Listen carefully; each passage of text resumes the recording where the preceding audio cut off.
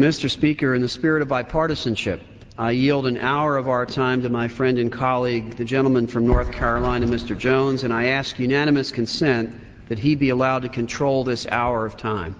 Without objection, Mr. Jones recognized for 1 minute. Mr. Speaker, I thank you, and I apologize for my voice. And I thank the gentleman from New Jersey.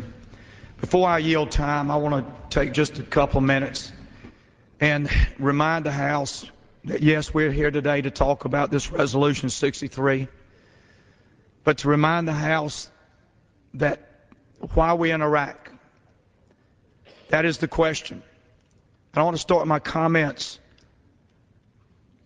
by sharing with the House that I met with a real Marine general hero that very few people on the floor know his name.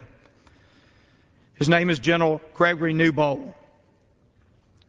And I want to quote him from Time magazine, April 9th of 2006, why Iraq was a mistake. I'll be brief.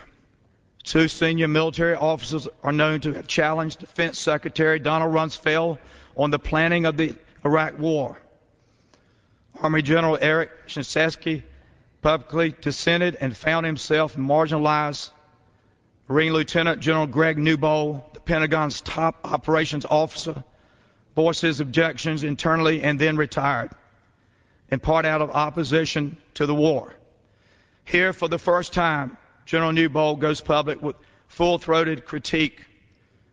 I want to quote this for the House from General Newbold. I was a witness and therefore a party to the action that led us to the invasion of Iraq, an unnecessary war.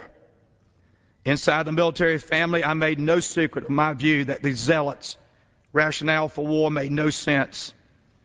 I think I was outspoken enough to make those senior to me uncomfortable. But I now regret that I did not more openly challenge those who were determined to invade a country whose actions were peripheral to the real threat, Al-Qaeda. I mention that, Mr. Speaker, because today this is an important debate. And yes, my friends on the other side I respect and have great love and affection. But I remember in 1999 when we were on the floor as a majority party criticizing President Clinton for going into Bosnia. That was a non-binding resolution. That is what the Congress is about.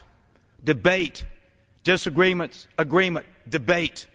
That is our constitutional responsibility.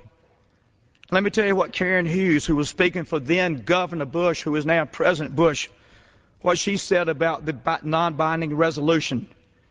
And I quote, this was in the Washington Post, March 27th, 1999. I quote Mrs. Hughes speaking for Governor Bush at the time, criticizing President Clinton, and this is a quote. If we are going to commit American troops, we must be certain that they have a clear mission, an achievable goal, and an exit strategy.